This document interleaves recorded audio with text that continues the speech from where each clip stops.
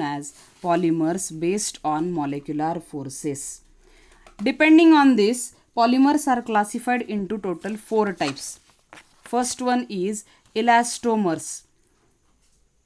4 important points about the elastomers. Elastomer. So, when polymer is stressed, the polymer chain stretches, but due to cross linking, tearing is prevented. Remember, very important point. Elastomers have a special characteristic feature. Whenever we are stretching them, they get stretched, but due to presence of cross linking, either of hydrogen bonding or of van der Waals forces, the tearing is prevented. They never get break, they never get tear.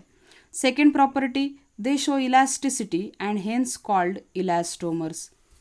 As they show elasticity, therefore the name is elastomers. Third property, they are very soft and stretchy. And the fourth property, they are used in making rubber bands. For example, neoprene and vulcanized rubber, these are the examples of elastomers. Now, second type is fibers.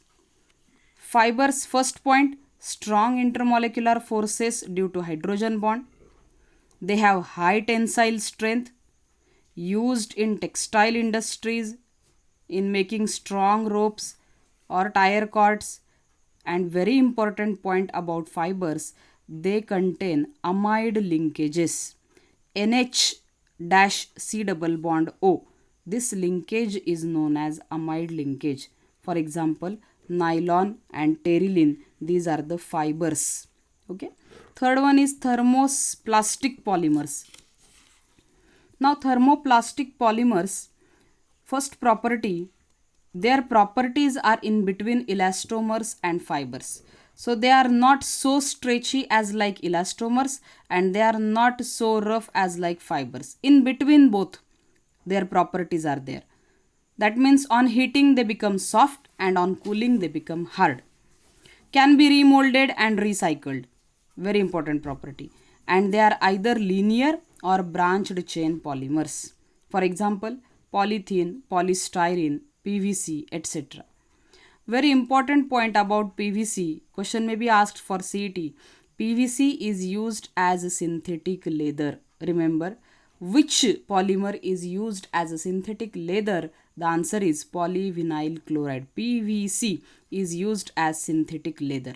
Okay. And the fourth type is thermosetting polymers. Thermosetting polymers, they do not become soft on heating under pressure, cannot be remolded and recycled. These are cross-linked polymers, cannot be reused. For example, bakelite. So all properties are opposite to that of thermoplastic polymers and therefore they are the thermosetting polymers. Here we finish the classification of polymers and now let us study some examples of polymers. First example of polymer.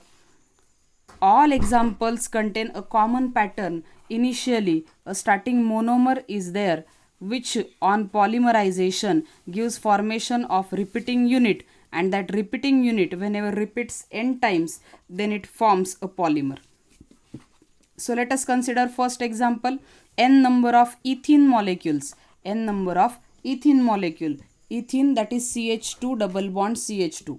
N number of ethene molecules undergo polymerization for the formation of repeating unit.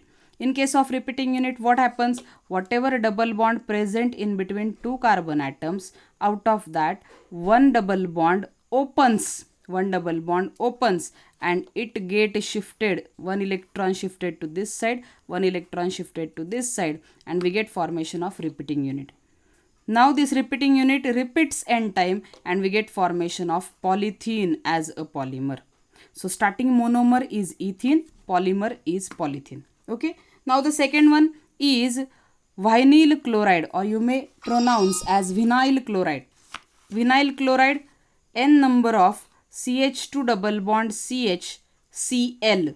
Chlorine atom is present which is attached to sp2 hybridized carbon atom. Again double bond is present. Now this chlorine goes to branching.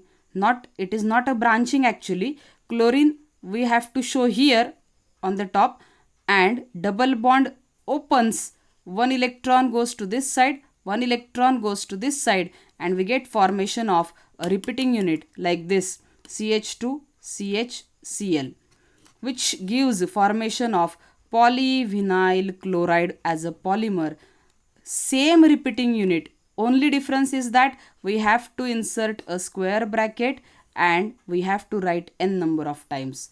No any change. So whenever a monomer is vinyl chloride undergo polymerization, gives formation of repeating unit which gives formation of polyvinyl chloride as a polymer. Now the third example, n number of CH3CH double bond CH2, that means propylene, is used as a monomer, undergo polymerization. Now you can also say what happens, double bond opens, one electron goes to this side, other electron will goes to this side, but this CH3, now it will be here and we get formation of repeating unit in which CH3 is now a carbon compound, or this one is the carbon group. Therefore, it is a branch, and hence this third polypropylene is a branched polymer. First two are the linear polymers while polypropylene is a branched polymer. Okay. Now the next one, fourth one, vinyl cyanide. Here it was vinyl chloride. This one is vinyl cyanide. Whenever it is used as a monomer, n number of times, CH2 double bond CH single bond CN undergo polymerization. What will happen? CN, we have to show here, double bond opens and we get formation of repeating unit. Same repeating unit in a square bracket, only n number of times. Whatever polymer formed, it is known as polyvinyl cyanide. But remember, PVC is the abbreviation of polyvinyl chloride. Therefore, instead of saying polyvinyl cyanide, it is said to be Orlon. Remember, Orlon is nothing but a polymer of vinyl cyanide. Okay. Now the fifth one is n number of CF2 double bond CF2.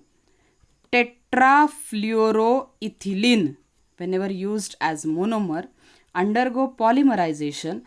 What will happen? Yes, very simple process. Double bond opens and we get formation of repeating unit as like single bond CF2 single bond CF2 single bond, which gives formation of Teflon. Same repeating unit is here, only in square bracket n number of times, and the name of the polymer is Teflon.